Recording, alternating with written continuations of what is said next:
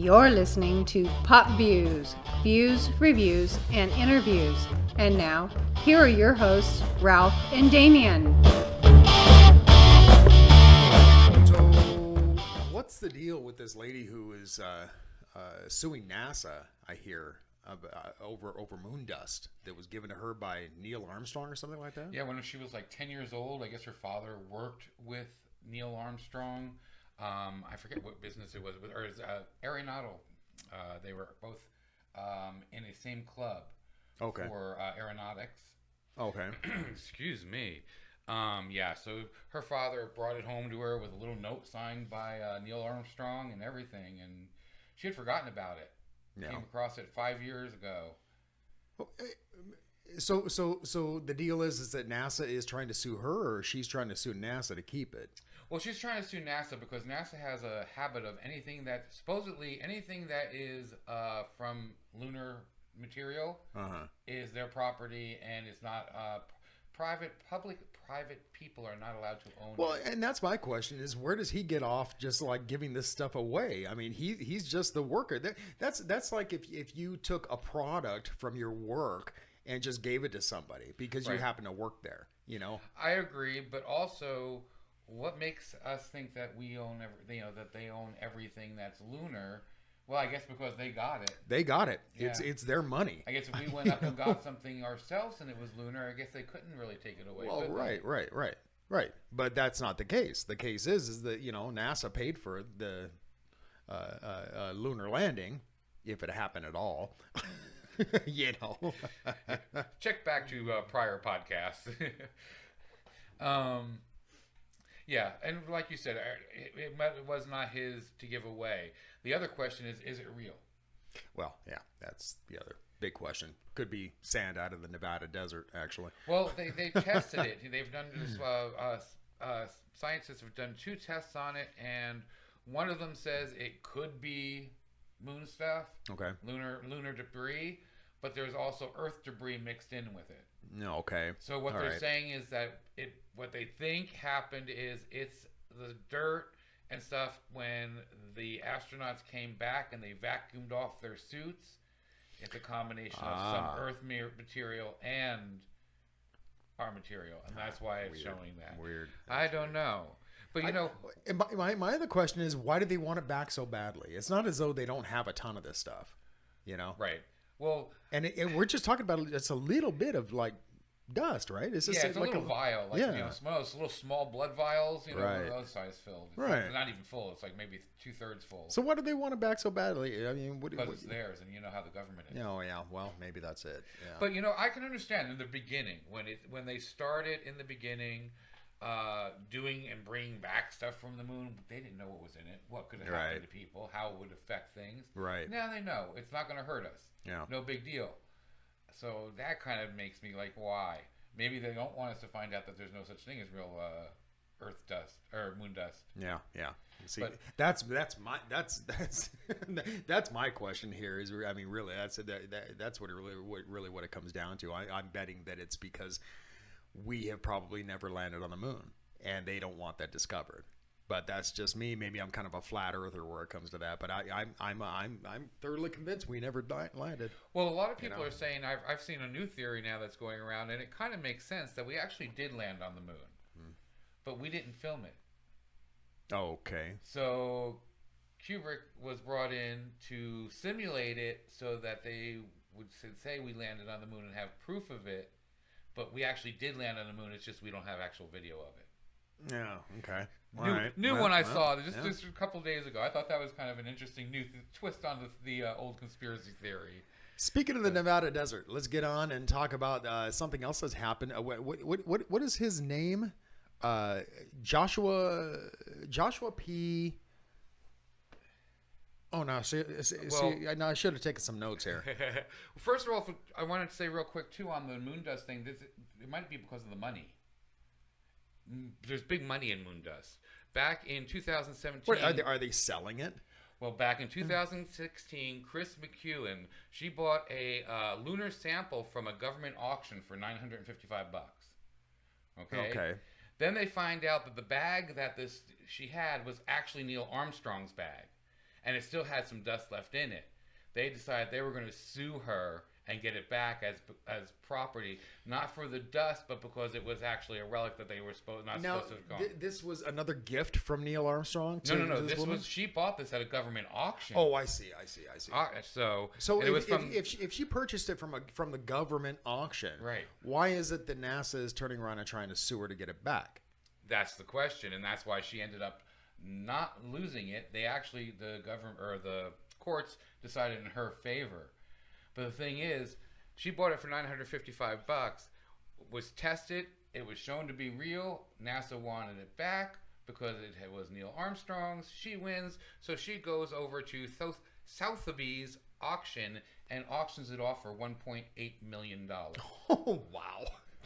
So there might be a reason why you'd want to sue the NASA and keep the pieces of sawdust. Yeah, to keep it. Yeah, I mean, but I don't know where. Yeah, anyway.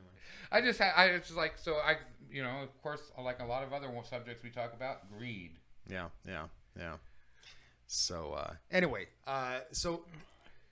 what is that guy's name? Joshua Warren. Joshua P. Warren. That's it. You can find him at joshuapwarren.com. Speaking of that.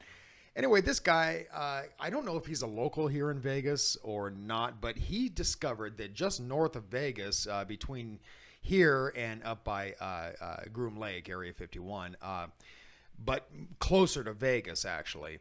I want to say it was like 20 miles outside of Vegas. Yeah, it was right outside the border of it. Yeah. Anyway, he found a time anomaly. He found kind of a time warp. So we have to dance now? We have to do the time warp again. It's astounding. Well, yeah, I thought that was interesting. He found it with a DT meter, which is a differential time meter. Brand new technology, apparently. Yeah. I forget who invented it. Ron Heath. Ron Heath, that's right. It. Yeah. It's like basically a 100-foot cable with lights and sensors all through it. And the sensor at the end shoots it through, and it should have the same reaction throughout the whole thing. It's basically an even time spread. And I guess when he tested this one particular spot, it was 20 microseconds off. Yeah. And I heard that he said that should only happen if there's a black hole approaching us, which would never happen. So, yeah, I mean, kind of strange. What is it? Kind of weird. Well, he says it could be an entrance to another dimension or another reality. Well, and I mean, just north of Las Vegas. North of Las Vegas is a huge UFO hotspot. So it kind of makes you wonder what is happening there. Whether or not it's man-made or not, it could be extraterrestrial.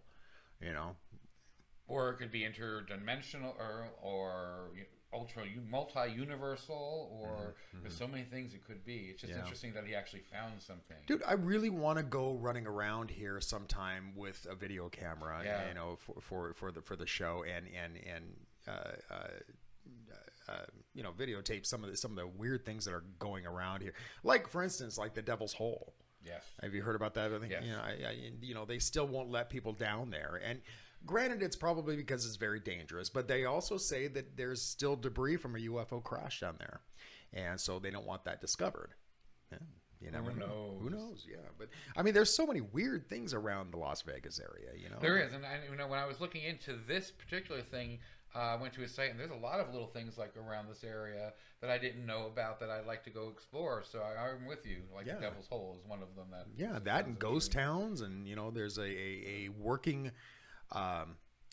priestess temple. Up again, I think it's north of Vegas. It's either north or it's west of Vegas. I can't remember. But yeah, I mean, I'd love to go running around here for the show and take some video. Alien in. Oh, that little alien, yeah, most definitely. Yeah, we've been talking about doing that for a long time. But since before I got here. Yeah. That definitely will have to be on our list. What else? What else did you find about this Joshua P. Warren?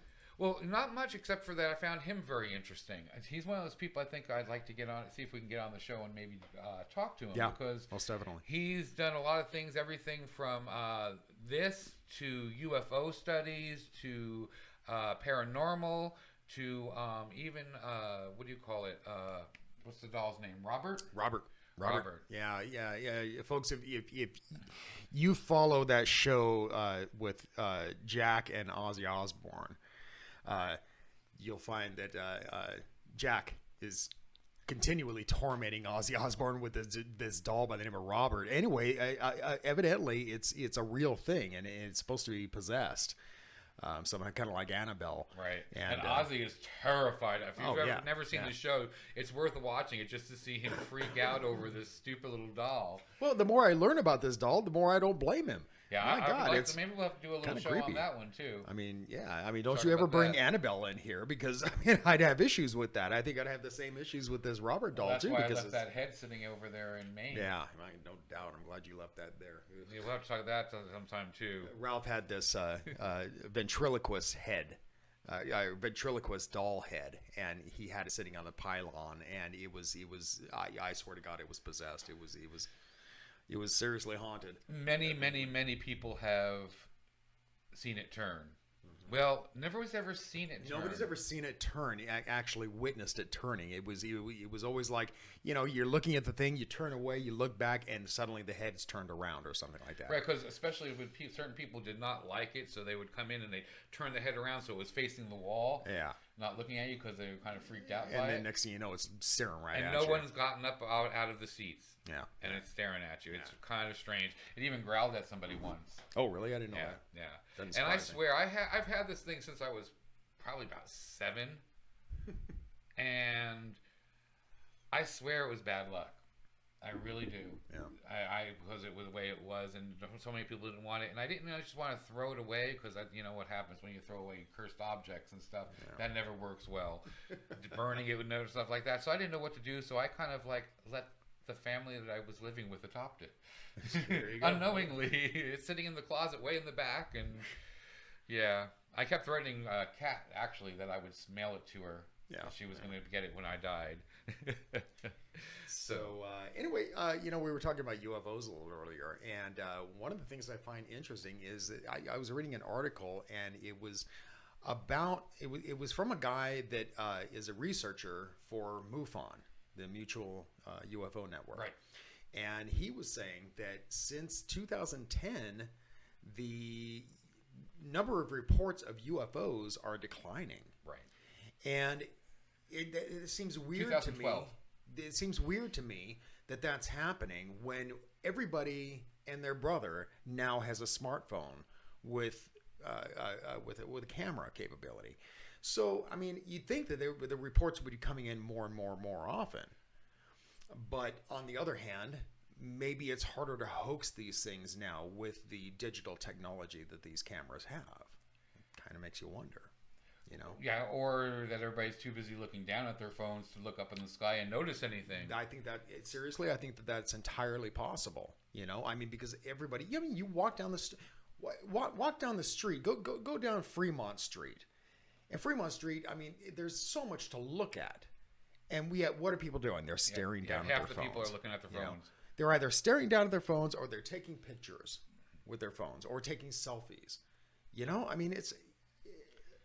We're a strange species anymore because of these devices. Technology is totally making us change. Yeah, they really. I will agree with that. Yeah. And I really do think that might have something to do with why we don't look up in the sky as much and see some of this. Yeah. I don't think it's all has to do with it. I don't think that's the only reason. But I think that definitely plays a part in it.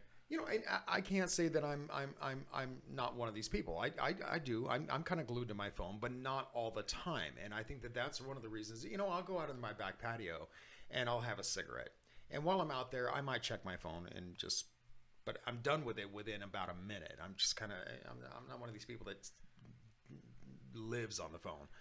And I think that that's one of the reasons that I've seen so many weird things in the sky when I'm out of my backyard.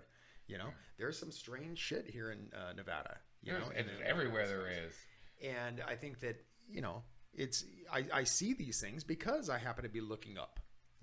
So the truth is out there, but we're never going to find it if we close our eyes. Right. So, but anyway, we're going to make this a quick show today, I think. Anyway, we're doing things a little differently at PopViews, and we are making a major announcement about the videocast and podcast on Thursday on our next show. So be sure to tune in for that, because otherwise you're going to be a little confused, I think, when you come back. And so most definitely tune in for that. And but anyway, until then, keep thinking, question everything. Hey, don't forget to like and subscribe and click that little bell so you can get a reminder every time we upload a new episode.